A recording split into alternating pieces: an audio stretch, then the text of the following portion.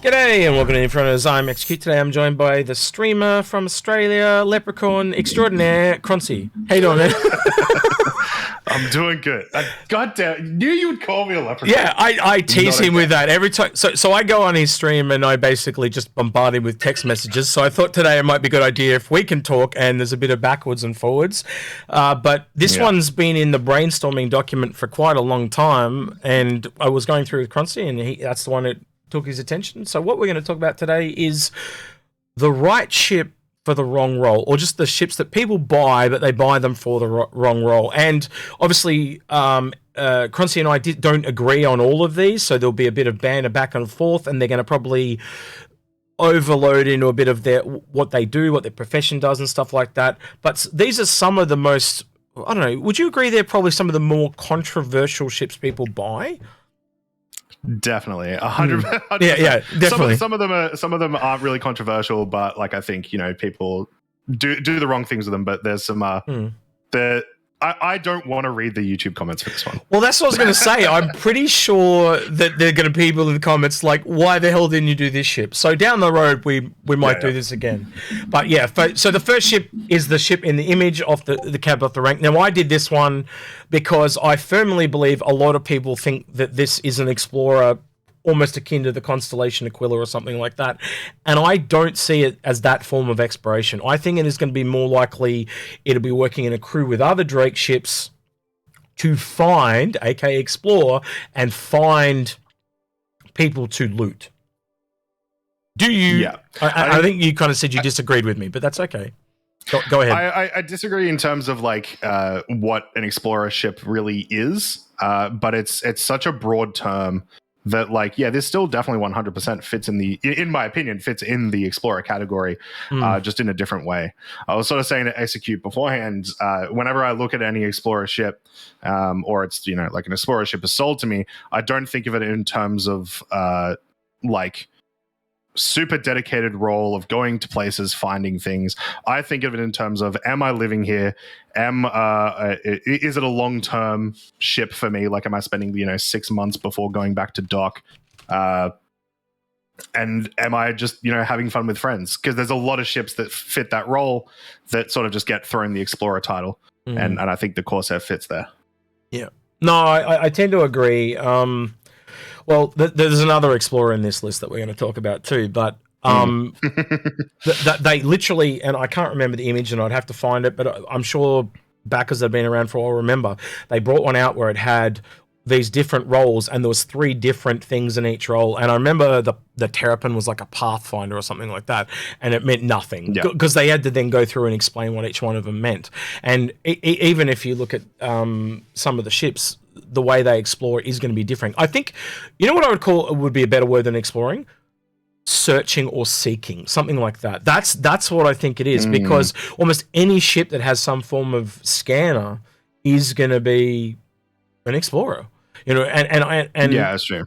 Almost every ship is gonna have to have a scanner, so it's just how much they focus on that. So you look at something like a Terrapin; it's got 2 scanners on it. That's what, its versatility there is the ability that can have one for, say, finding people and one for finding ore. So you can kind of multitask with it. And for me, exploring is a lot more broad than most people realize, and I think that's kind of why I put this ship in there.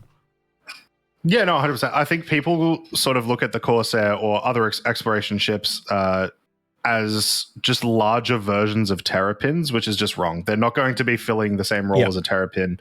They've got other things that might be similar, but they're not just, if you get a Corsair, do not expect to be doing dedicated scanning for 90% of your gameplay. That's not what it's for. I think we don't have a lot of good examples in game at the moment of ships with different gameplay, and we'll talk about some of those in a moment because I don't want to kind of give the game away. But I think as more and more ships and more gameplay comes into the game, I think people are going to realize there are different tiers, and the thing I'm realizing when I've been doing a lot of this professional point of view episodes is that every ship is going to have a role, whether it's big or small. And so for me, it just comes down to earning those ships in game, how long they're going to take. And that kind of lily pad or loop approach is going to be really interesting because, say, you're doing that starting of the profession.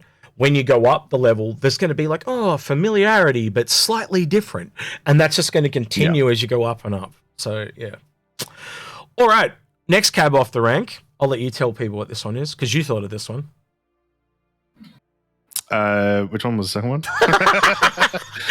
Organized as fuck, this guy is. Liberator. Right. I even gave him the notes. Liberator, yeah.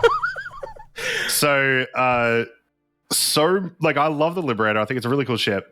And I'm very excited for it, but I think people are treating it too much like it's just a ferry. It's a ferry with a little bit of self-defense. It's there to take some ships from point A to point B relatively safely, and that's kind of it. A lot of people have been treating it as like, oh no, this is actually, this is our I can't think of the word. Like deploy ships from like a capital ship. I think the combat transport is the M2. I think this is the long range, take your whole house from A to B type of thing. And that's why it does everything. Because if it was more combat focused, it would be tailored at one thing. Because you wouldn't want to take planes and tanks in at the same time. The planes would obviously fly off and go on their own. Yeah. So, but also don't expect this to be even remotely good in atmosphere, right? Like I think people are treating it as, I'm gonna drop it into space. Like, have you seen this thing? It is not exactly aerodynamic. I've seen better flying bricks. I don't know about you, but so yeah, no, the Liberator's got its place, but I think the damage that the marketing team are doing is a little bad, and that goes back that almost covers a few of the ships that we're talking about today. That thing, like the shot of the tank rolling down the ramp and firing as a no. That thing would deploy at the back line and the tank would go out and then go into battle. Like it wouldn't be right up in the front. And I think again, the fact that the M2's got armor, that kind of hints a lot more to the fact that it may be up in the front line, and it's only got two tanks, so they can get out, one out the front, one out the back real quick, and it's gone, and I know they can hold more than two, but again, with the armor, it's designed for atmosphere and stuff like that. If you have more, the armor's too heavy and pancake. So yeah. All right, so you also came up with this next one, but I actually happen to agree with you, and that is the Odyssey. Oh, sorry. The Ares. See, I'm doing you now. I'm turning into you. Man. You bringing back some great controversy from November, and everyone's going to be very happy that we're talking about the Ares, I'm sure. The big thing about so I absolutely love the Ares. Big fan of the Inferno. It's one of the most fun ships in the game, regardless of how powerful it is, whatever. It's so much fun to fly. I still think too many people bought the Ares thinking, I am going to just kill every single ship in the game, and I should be able to kill every single ship in the game without issue. Yeah. And a lot of people sort of went, oh, well, that's an issue of CRG's marketing. Whereas I just think people are dumb. I think it's unreasonable to sort of expect that there's going to be this ship that's all powerful, this one fighter that's all powerful. So still buy the Ares, great ship. But if you're trying to kill anything smaller than a heavy fighter, don't be surprised. So the example I would give here is I think this is the most clear-cut version of a ship of now versus release, right? And the other ship that that got nerfed around the same time was the Redeemer. Now, the Redeemer is the only ship in game that has had the speed of its turrets halved. That, to me, is clearly a sign of we just need to nerf it so it works with the game right now, right? And the whole game seems to be balanced around light fighters, and that makes a lot of sense at the moment because there is a lot of light fighters. But we don't really have any massive big capitals. The only real thing like that we've got now is the 890 jump. So once they come in, it's going to change again, And you could literally, one of the things I would do on the Ion as an example is you could make it incredibly inaccurate. Wouldn't matter because if it's designed to shoot capital ships, going to shoot them anyway because those things are so bloody big. You know what I mean? That's how I would do it. But they probably don't have time to that or the systems in place to do so.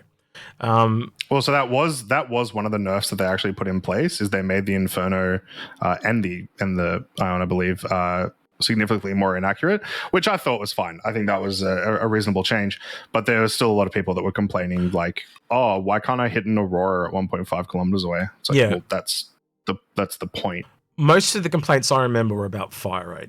So I don't remember them doing it. I remember this. Yeah, there were lots of complaints about fire rate, but yeah, accuracy was definitely something that came up a bunch. You can tell how much I care that I don't even remember or didn't look into it at the time, because I just went now versus then, who cares, and I moved on.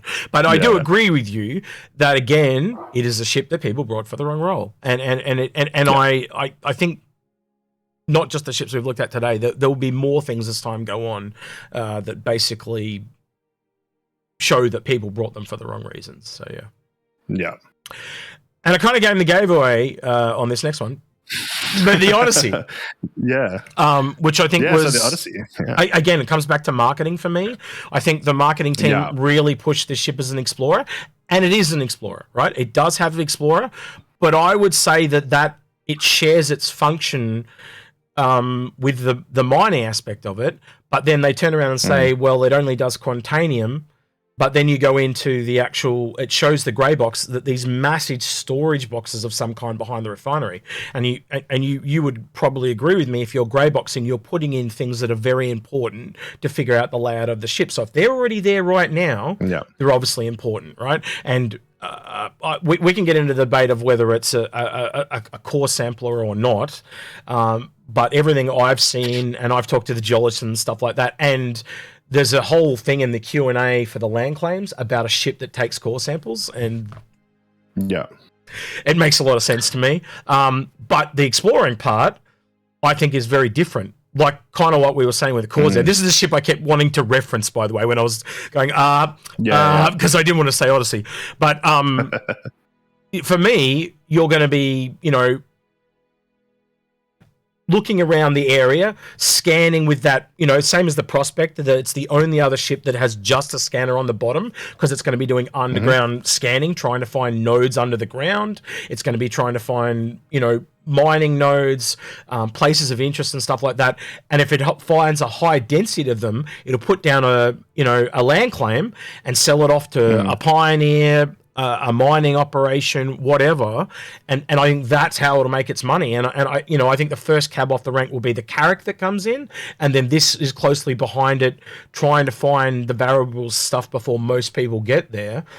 And they're just, if you're going out to find a place on your own, it can take time. But if someone's already there doing it and they've just found all the good shit and they're selling it off, there's a lot of that's a very lucrative job. I just don't think it's going to be a particularly commonly needed ship. I don't know how else to word that. Well, it's definitely one of those ships where it's like, if you are in a mining org, you want a couple around, 100%. If you're running a small operation, it's probably one that you give a miss and you just buy that information from, other orgs and stuff. It's definitely one of those ships. Like, I mean, most people know that this ship was bought for the wrong reason due to the sort of announcement. Lots of stuff was missed. People, there was the whole controversy with on ISC. Someone mentioning it's the Carrack Killer, which I still will to this day mention it's a Carrack Killer, mostly because it's funny. And so, people have bought it thinking that this is just an objectively better Carrack. That's not the case. And sort of always, pretty much every ship in SC, there is no objectively better ship most of the time.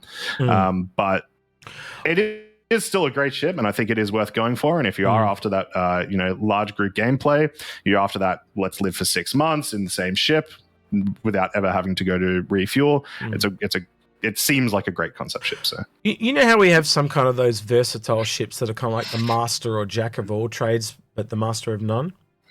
And I know I just butchered what I said there. Apologies, but but the Odyssey for me kind of sits between the Polaris, the Carrack, and the Orion in a weird way, where it grabs a little bit from each of them, but it doesn't have any perfect flavor for itself. I can see it being a great support vehicle with the hangar, but then also I can see the Polaris doing that, but also having the combat capability to defend people. So, yeah, you know, me already owning those ships, those 3 ships I mentioned, the Odyssey, the Orion, and not the Odyssey, sorry, the Orion, the Polaris, and the Carrack, I didn't see a need for me to buy it because I just found that the other part of that ship, the sampler, was too small to justify $700. So I passed on it. But I think, as you so rightly mentioned, the thing is a lot of people brought it on this, and it was this instead. And I think that, and I think that the weird thing about this ship compared to most of the other ones in the list is because it was sold that way. You know, and then there was a kind of a aha moment. But yeah, it's one of those ships as well that I honestly think, there are some people. It's sort of the thing of there are people that either should buy a Carrack or an Odyssey. There's not a crazy amount of overlap between the two. A lot of people bought an Odyssey because they thought it was a better Carrack, blah, blah, blah. And I'm one of those people. I think that I was like very close to wanting the Carrack. I kind of liked the idea of the gameplay style, 70% or so. And then they just said, all right, well, what if we release a Carrack? We'll take away this, add this, and also it's mining. Cool. I'm set. Done. Give me. Can you imagine, though, if just for a moment, if instead of a hangar, it had some kind of collapsible landing pad that came out the back or whatever, but it was a medium-sized pad? And that you could actually... It's a small size right now, isn't it? So you know, they highlighted the fact that you can you can drive a rover through those doors. The thing is, though, there's no small ship that can fit a rover on it. But most of the small ships can barely even fit them. I think a small ship isn't even a Cutlass, just to put that in perspective, right? So most of the small ships can barely put a bike or not the Rock, the buggy. The little buggy, I can't remember the Grey Cat buggy. So that whole point sounds awesome, but then when you realize the ships aren't big enough, it just falls apart. Where if they'd had some kind of collapsible one where it goes up to a medium and you could land a Cutlass in it, that would have been a game changer. Because you could have had a Cutlass that lands there and it loads up rocks and it goes out and does extra mining and stuff like that. It would have been far more useful. That would have been maybe too large, though. At that stage, I think you may be making the vehicle a bit too big. I'm not saying I wouldn't enjoy this vehicle, but I think as it stands, it's I think it's in a good spot. And that's why I was saying it was collapsible, because can you imagine how big the ship would be if it was a hangar?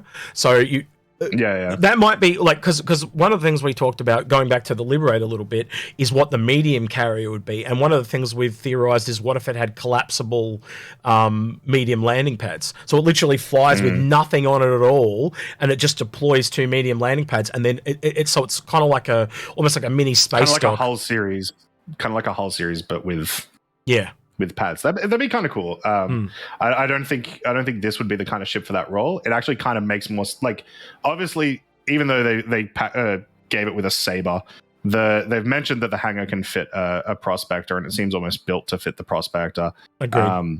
And I think that size comparison from the Odyssey to the Prospector sort of works with the ship best. But now, I want to see a hull hangar ship. Give me that. They're probably coming, mate. They're probably coming. Yeah. Especially when Pyro comes online and stuff like that, they're gonna.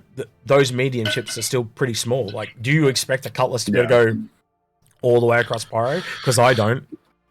I mean, I do, but that's going to be a long trip with a bad quantum drive. We're talking going across Stanton can take 45 minutes at the moment. And that's a third the size of Pyro. Yeah. So it's kind of scary, you know. And I find it funny when I get in things like a Hurricane and I have my my drive. Oh, what's the driver? X2 or XL2 or whatever it's called. And I try XL1. That's it. Sorry. And I try to go to Microtech and I can't get there because I don't have enough fuel, and it's full fuel. Yeah. It's just so that's just going to tell you right now, if that's the problem now, that's only going to be exacerbated. And made it so much worse. Expect some jump times to get increased as people start buying some slower drives. All right, we're on to the last one now, so I'm going to let you tell everyone, but this is probably the longest discussion, so let's go. You tell people what we're talking about.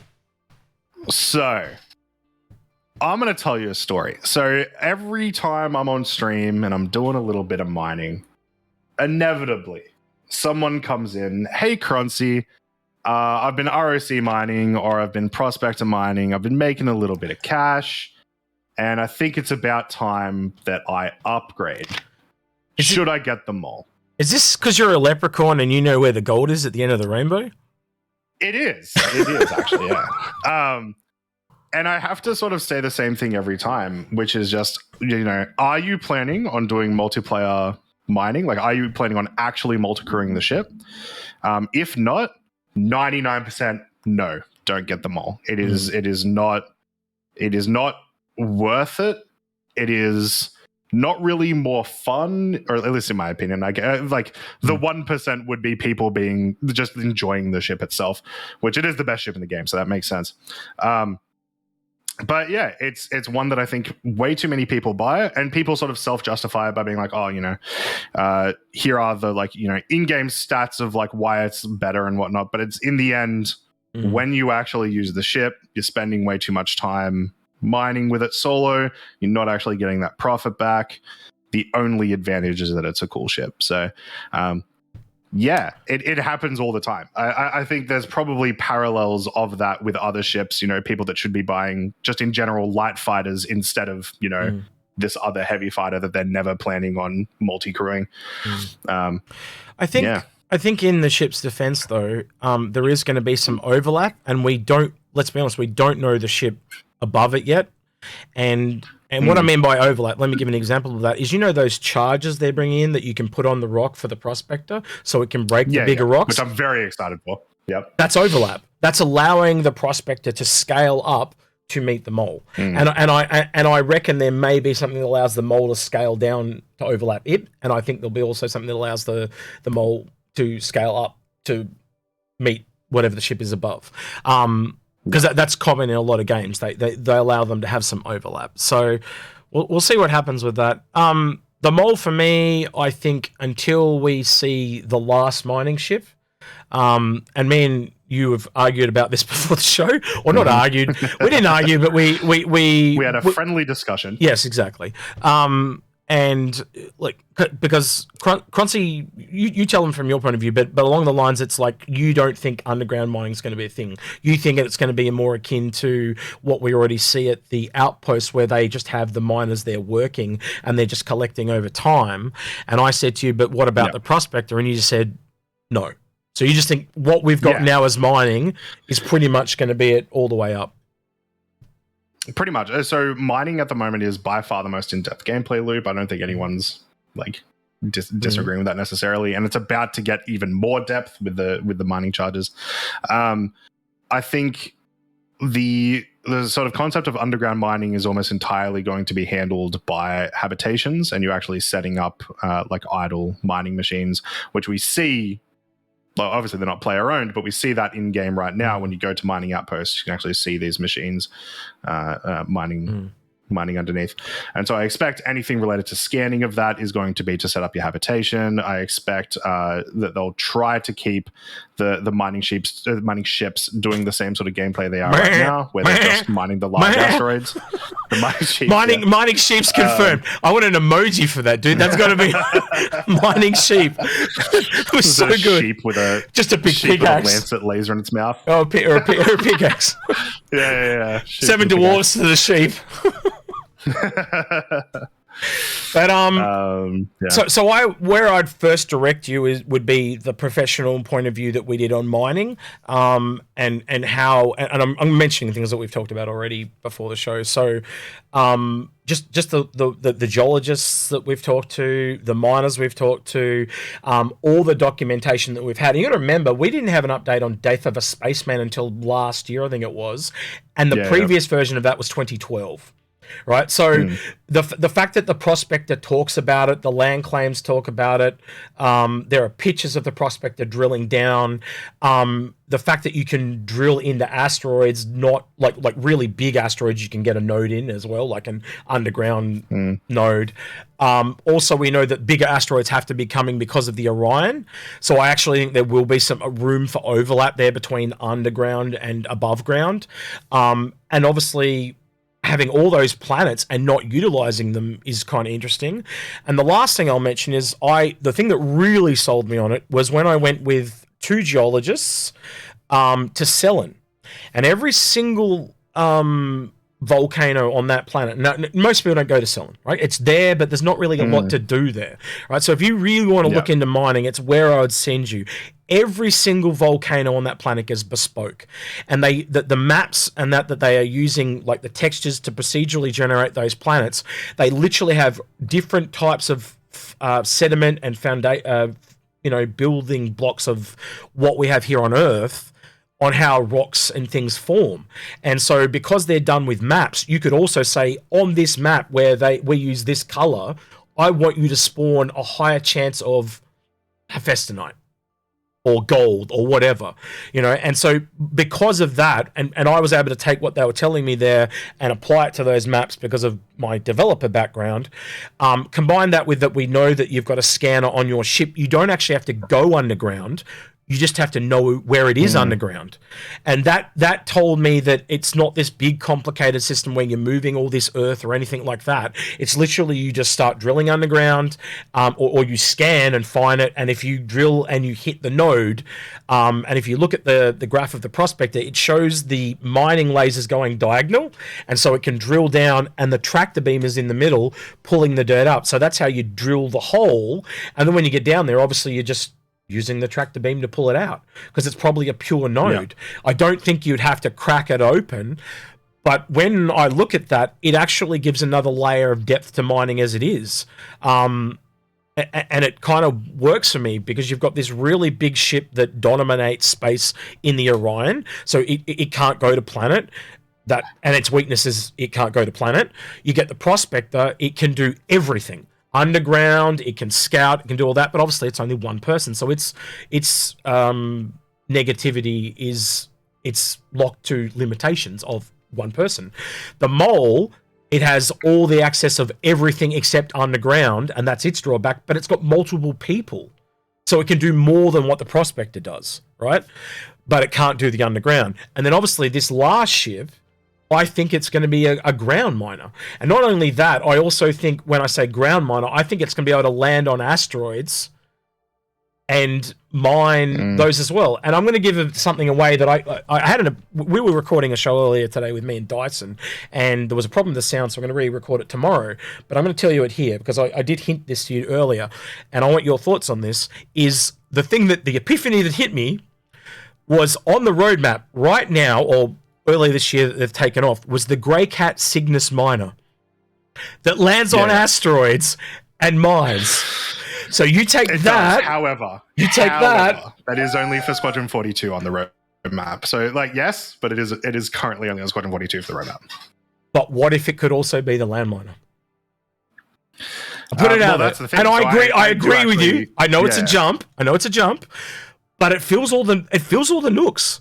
Like if there was a ground miner, it fills that role. It really does. Like it can do the asteroids, it can do the ground. So I was like, whoa! Like I had this.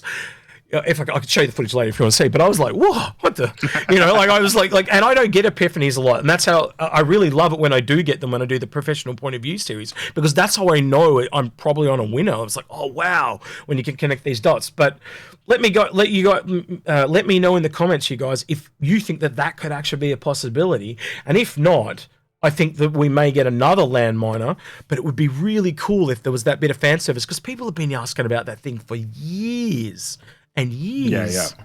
So yeah, I don't know if it wasn't your retort. My argument about that though would be it's a lot of sort of what you're saying is how it could happen. You're not asking really whether they will. And like I know you sort of mentioned that the Prospector Q&A, which is the outdated. The photos and the video are very outdated. I'd have to look it up, it's but changed quite a bit. It's not as old as some of the other stuff. I think it's like 2015, 2016. Yeah, for sure. So it's not as old as some of the other stuff. It's still old, relatively outdated, I would say, because a lot of things have changed since then. A lot of good things, I will say, a lot of good things have changed since then about how mining gameplay as a whole works. Which is why I just think, like 100% that will exist, just not in the way that you're thinking. I think it'll only exist as an idle thing. I think that you're not actively mining. Well, it would be cool. We'll have to wait and see then. I'm hoping it goes that detailed, because if mining goes that detailed, how detailed is everything else going to go, right? And if it is what it is now, but it just really scales up, I could leave it. I could take it or leave it. You know what I mean? Like, it's still better than any other MMO we've played. But if you're doing that all day, every day. Now, I know you do that a lot, so you enjoy it. So I should probably caveat with that. I'm not the best person to talk about that. But can you get what I mean? Like, there are some people that are going to get a bit... I want a bit of difference in my mining. And if you can do that underground or the above ground, and you could go between different ships, that would definitely spice it up. So, yeah.